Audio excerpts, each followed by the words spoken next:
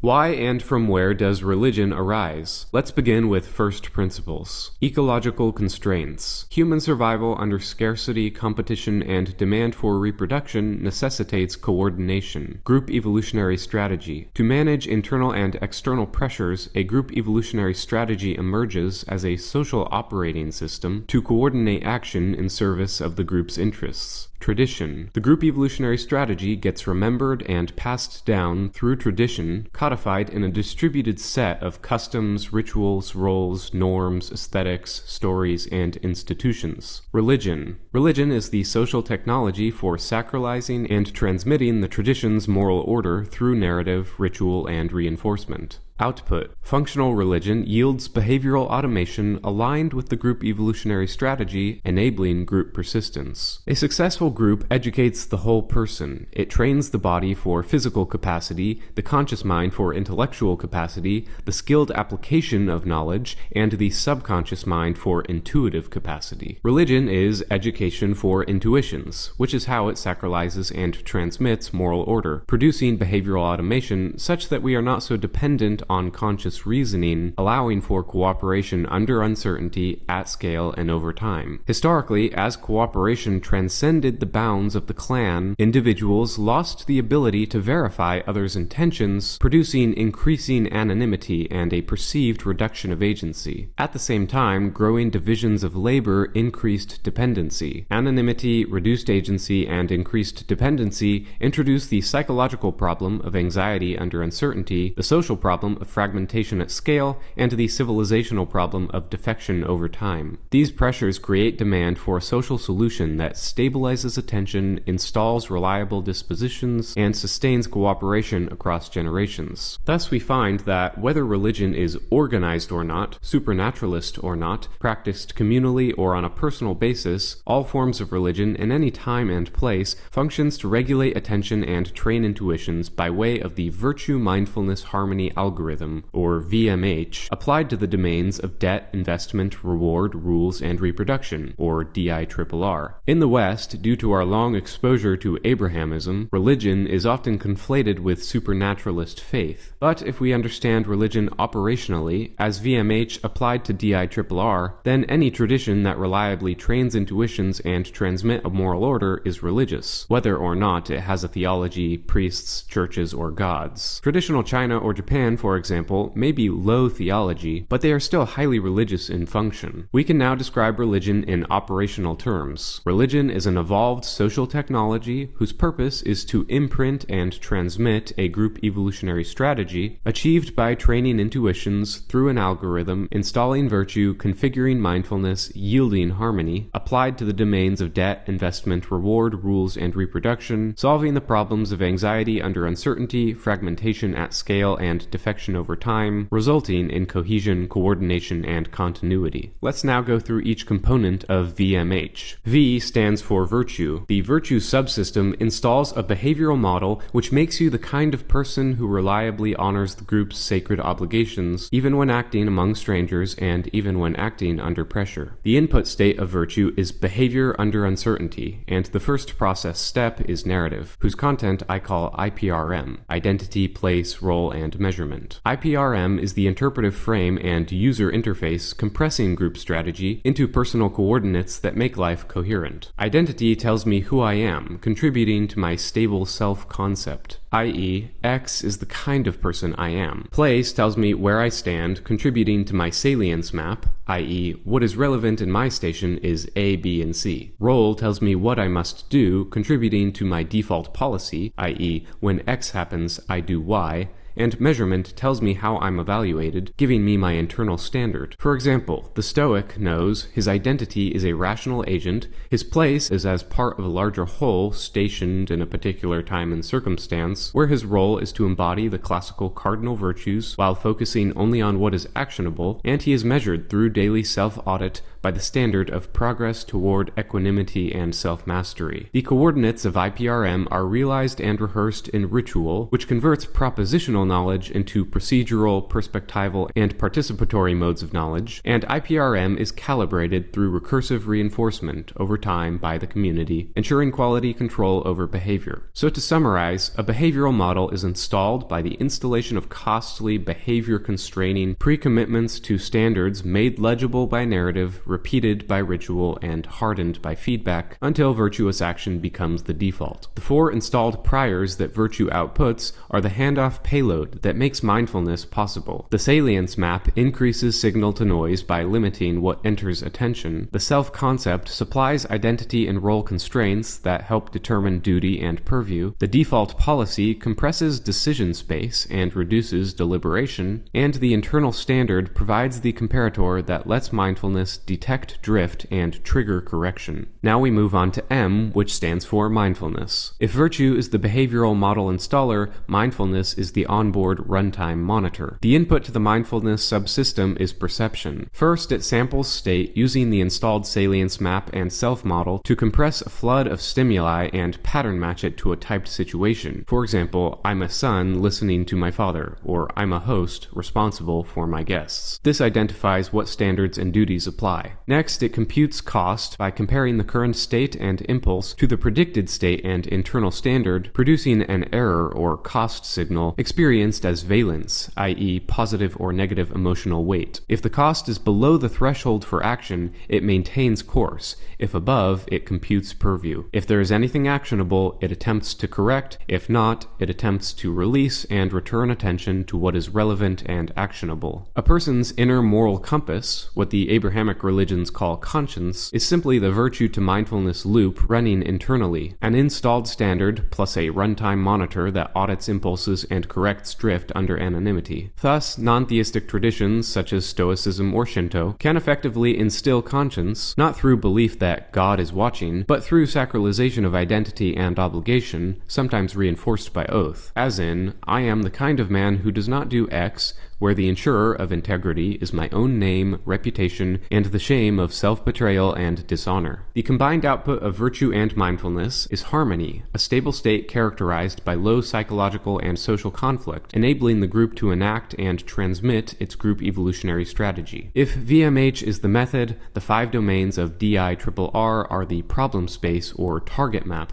that any group must regulate to persist across generations. Let's review each domain. The first domain is debt. It sacralizes the inheritance of life and order. Its mechanism is to trigger the submission response through inculcation of felt debt for inheritance received from ancestors, heroes, kin, and nature. Its output is that members feel continuity with and intergenerational duty toward ancestors, kin, descendants, and the natural environment. In practice, this looks like acknowledgement of inherited biological, cultural, and institutional capital by ritualized appreciation through ancestor veneration, nature and deity worship, public honoring of heroes, ceremonialized burial, religious dues framed as repayment, etc. Without this dimension, reverence for inheritance will not be the automatic response, resulting in entitlement, institutional decay, and fertility collapse. The second domain is investment. It sacralizes deferred gratification and self-mastery. Its mechanism has 2 modes, an agentic and a dependent mode. In the agentic mode, where responsibility is shouldered, its function is training of truthful discipline that produces rational mindfulness and clarity under load. In dependent mode, where responsibility is offloaded, it functions by prayer, chant, etc. to induce submissive flow states that quiet variance and anxiety. Its output is reduction of anxiety, increased focus and agency, and costly signals demonstrating loyalty and reliability. In practice, this looks like private prayer, meditation, examination, fasting, and public prayer, ritual, liturgy, and pilgrimage. Without this domain,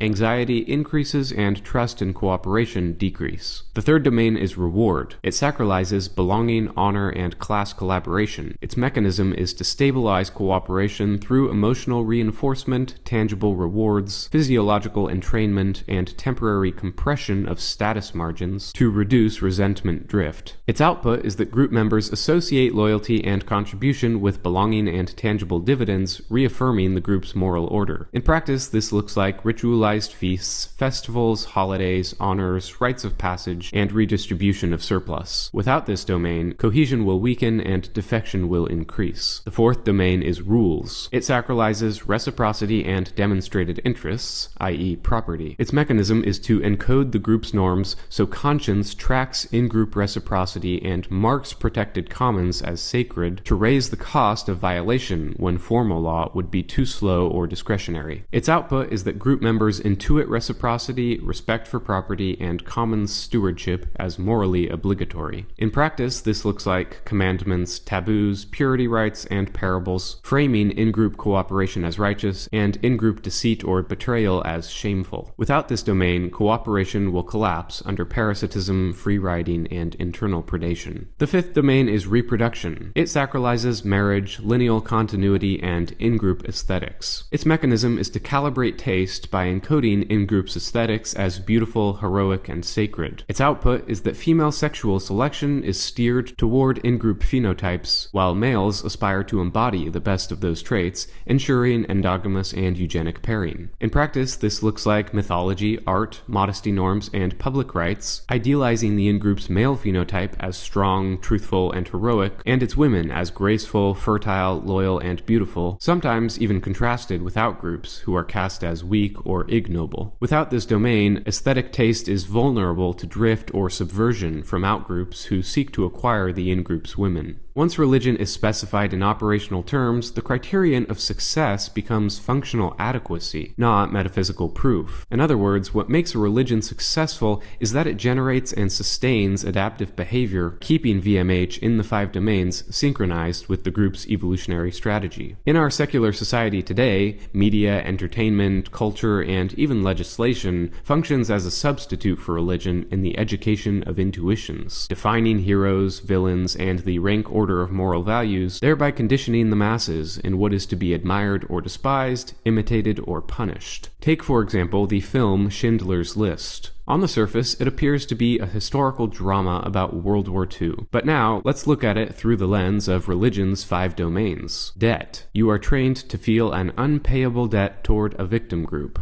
Investment. To align yourself with the moral consensus, you must demonstrate costly signals of repentance and contrition. Reward. You attain catharsis as you empathize with the victims through their traumatic ordeal and a sense of moral righteousness for never forgetting. Rules. Never blame the victim group or ask why they were targeted. Reproduction. The European phenotype, which is uniformed, disciplined, and martial, is demonized as monstrous, while the Semitic phenotype, which is poor and suffering, is sanctified. Female sexual selection is unconsciously trained to reject the blonde martial type, seen as toxically masculine, while elevating the other as resilient and virtuous. The film Rosemary's Baby is another example, and a striking instance of what Mark Brahman means by calling both art and religion bride-gathering cults. On the surface, Rosemary is a young, innocent wasp woman who becomes pregnant after her husband sells her womb to a satanic cult. Aryan motherhood is seen literally producing the spawn of evil, associated not with life and continuity, but with violation and horror, seen as weak, naive, and destined to bear monsters. Meanwhile, the other is framed as powerful and triumphant. These examples demonstrate why even in a post-religious society, even after the death of God, having explicit guardrails on the institutions of cultural production is necessary to keep creative expression aligned with the group's existential and reproductive interests, rather than drifting toward decadence, commercial exploitation, or enemy propaganda. If the education of intuitions is outsourced to those hostile to your people, the results will be disastrous. For European-descended peoples, Christianity's decline has unfortunately left behind its universalism in secular form, and that universalist moral grammar is now being used against us by an anti-white establishment which appeals to our natural openness and good nature to undermine and replace us. Perhaps there is a solution. Although relatively few of our people today can bring themselves to believe in the supernaturalisms of religions past, it is not the supernatural content that is essential to a religion's operational function, but the sacred. The sacred is that which a people regard as irreplaceable and constitutive of the group's identity. Bloodlines, homelands, heroes, and fertility are sacred because they are vessels through which the folk coheres and persists over time. In the evolutionary competition between groups, those that sacralize group identity and obligations will outperform those with purely propositional or contractual bonds, because the strongest bonds of loyalty and solidarity are born from the sense that defection is dishonorable, a desecration, rather than just a strategic error. Thus, I believe that a sacralization of our people and our civilization is a necessary next step. We need only create the conditions under which an authentically European religious sensibility and practice could emerge. The political and economic specifics necessary to foster such conditions is beyond our scope here, but suffice to say that European folkishness will again flourish when we allow it to grow organically from the roots of our own tradition, rather than imposing something artificial or importing something foreign.